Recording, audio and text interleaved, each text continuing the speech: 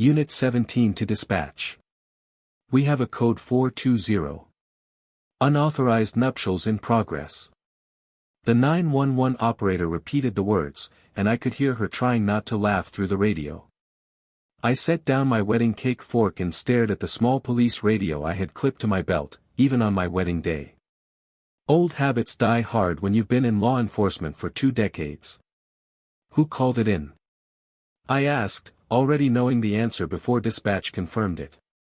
The caller identified herself as Patricia Henderson, HOA President of Riverside Estates. She claims your ceremony violates multiple structural and aesthetic guidelines, including but not limited to unauthorized floral arrangements and unapproved gathering sizes. I looked at my bride, Sarah, who was still mid-vow with her hand raised and her mouth open in shock. Then I glanced at our 75 guests, half of whom were fellow police officers and the retired judge who was officiating our ceremony. Patricia Henderson had just called the cops on the police chief of Maplewood Township, on me, during my own wedding vows. My name is Thomas Mitchell, and I've been running the police department here for 15 years. I was married to the job until I met Sarah at a community fundraiser 2 years ago. She was the one who convinced me that a lakeside wedding on my own property would be perfect. Nothing fancy, just some string lights, homemade decorations, and the people we cared about most. My property sits just outside the boundaries of Riverside Estates HOA, a fact I had verified with the county assessor 3 times before planning this event. Patricia Henderson had other ideas, though.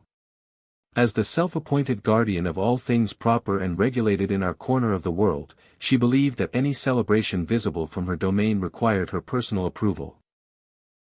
Patricia was the kind of person who measured grass height with a ruler and sent violation notices for mailboxes that were 2 shades off from the approved color chart.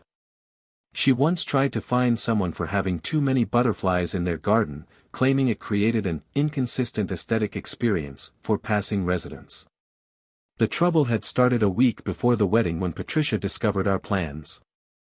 She must have seen the rental company delivering chairs to my property because within hours, I had received a certified letter. The letter informed me that any outdoor event exceeding 10 individuals required approval via Form C-17B, which needed to be submitted 45 days in advance with a $500 processing fee. I had responded politely, explaining that my property was not part of the HOA and therefore not subject to their regulations. This was apparently the wrong answer. Patricia began what I can only describe as a campaign of bureaucratic warfare. She contacted our florist, who happened to be my niece, Jennifer, and accused her of participating in what she called a conspiracy of non-compliant botanical arrangements. She actually used those exact words. Then, Patricia tried to intercept our porta-potty delivery, standing in front of the truck and declaring that temporary sanitation facilities required environmental impact assessments. The driver, bless his heart, just drove around her while she shouted something about unsanctioned waste management protocols. She even attempted to serve the bakery with a cease and desist order for creating what she termed an architecturally inappropriate cake that would be visible from HOA property lines. On the morning of our wedding, Patricia set up what looked like a military observation post on the small hill overlooking my property. She had binoculars, a telephoto camera, 3 different clipboards, and what appeared to be a decibel meter. Every time someone laughed too loudly, she would furiously scribble notes. When the string quartet began playing, she actually called out that we were exceeding acceptable ambient sound levels for a Saturday afternoon. But calling 911 during the actual ceremony was a new low, even for Patricia. As 2 of my own officers approached the wedding arch, trying their best not to laugh, Patricia marched behind them like she was leading a victory parade. She had her phone out, recording everything, and was narrating like she was documenting evidence for a federal crime. This man, she announced loudly enough to interrupt the judge mid-sentence, is hosting an illegal gathering in direct violation of community standards. There is unauthorized music, excessive laughter, and the tablecloths are clearly beige when the HOA specifically mandates that all outdoor fabric must be either ivory, eggshell, or sage green.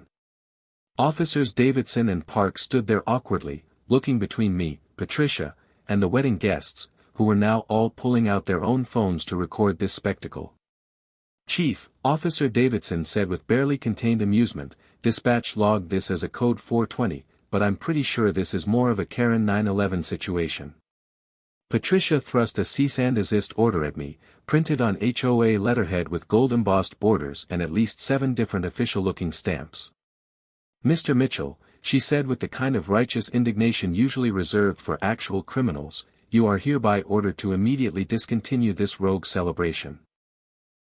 The Riverside Estates HOA has documented numerous violations, including but not limited to unauthorized happiness, non-conforming joy, and flagrant use of baby's breath in floral arrangements." "Patricia," I said as calmly as I could manage while my bride stood there in her wedding dress, watching this unfold, "this is my property. I do not live in your HOA. I have never lived in your HOA. This land has been in my family for 60 years, long before Riverside Estates even existed." She waved her hand dismissively. "Irrelevant. Your celebration is within visual range of our community. Therefore, it falls under our aesthetic jurisdiction. We have precedent. In 2019, we successfully shut down a birthday party 3 blocks away because their balloon arch was visible from the HOA clubhouse. Officer Park had started recording on his body cam, and I could see several wedding guests already uploading videos to social media. My nephew, who worked in digital marketing, was literally live-streaming the entire confrontation. Patricia, seemingly energized by the attention, escalated her complaints. Furthermore, she continued, pulling out a measuring tape from her pocket, "I have documented that your wedding arch exceeds the maximum allowable height for temporary structures by 7.3 inches. The flower petals scattered on the ground constitute littering. And that woman right there," she pointed at my elderly Aunt Martha, "is wearing a hat that violates our visiting guest dress code, subsection 12. Sarah, still in her wedding dress and still holding her vows, finally spoke up. "Patricia," she said with a sweetness that did not quite hide her frustration, "we are in the middle of our wedding ceremony. We have 75 guests here, including Judge Harrison, who is officiating, 6 city council members, the district attorney, and literally half the police force. Do you really want to continue disrupting a legal ceremony on private property?" Patricia pulled out her phone again and started calling 911 for a second time. "Hello, I need additional units. The situation is escalating. They are refusing to comply, and now they are trying to intimidate me with their so-called authority figures." Judge Harrison, who had been silent until now, cleared his throat. "Miss Henderson," he said in his courtroom voice, "are you aware that misuse of emergency services is a criminal offense? You have called 911 to report a wedding, a legal wedding on private property that you have no jurisdiction over. You are currently trespassing, creating a public disturbance, and filing false reports." Patricia spun around to face him. "False reports," she shrieked. "Look at those centerpieces.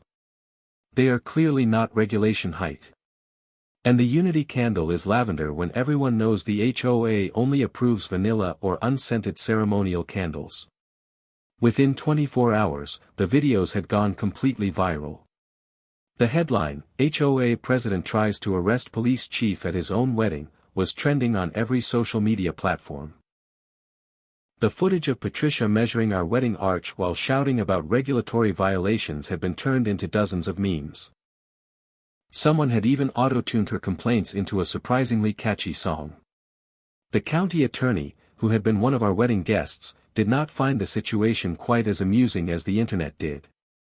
Patricia had not just called 911 once, but 3 times during our ceremony, each time escalating her claims. By the 3rd call, she was reporting that there were drunken brawls and dangerous livestock running amok, neither of which were true, although our ring bearer, who was 6 years old, had gotten a bit dizzy from spinning in circles during the photo session. The false reporting charges were just the beginning.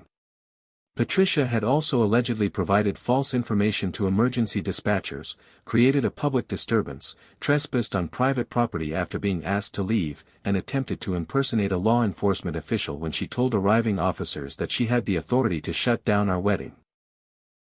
The security footage from my property showed her climbing over my fence with her measuring tape, technically breaking and entering. The HOA board called an emergency meeting within 48 hours of the incident. Apparently, Patricia had been using HOA funds to pay for her surveillance equipment, including a drone she had purchased to monitor backyard compliance. She had also been sending cease and desist letters on HOA letterhead without board approval. Several residents came forward with stories of Patricia attempting to fine them for violations that did not actually exist in the HOA bylaws. The meeting was standing room only, with residents demanding Patricia's immediate removal. When someone pointed out that she had made their entire community a national laughingstock, Patricia stood up and declared that she was a warrior for property values and aesthetic integrity. This led to someone in the back shouting that their property values had dropped 10% since the videos went viral, and everyone now called Riverside Estates the place where Karen lives. 6 weeks later, Patricia appeared in court for the criminal charges. She had hired an attorney who tried to argue that Patricia was simply performing her duties as HOA president with, perhaps, excessive enthusiasm. The judge, who happened to be the same Judge Harrison who had been officiating our wedding, was not convinced. He pointed out that Patricia had no duties whatsoever regarding properties outside the HOA boundaries, and that calling 911 to report non-existent crimes was not enthusiasm, but criminal behavior. The prosecutor played the 911 recordings in court. In one call, Patricia claimed there were over 200 people at our wedding, creating a riot situation. Our actual guest list was 75.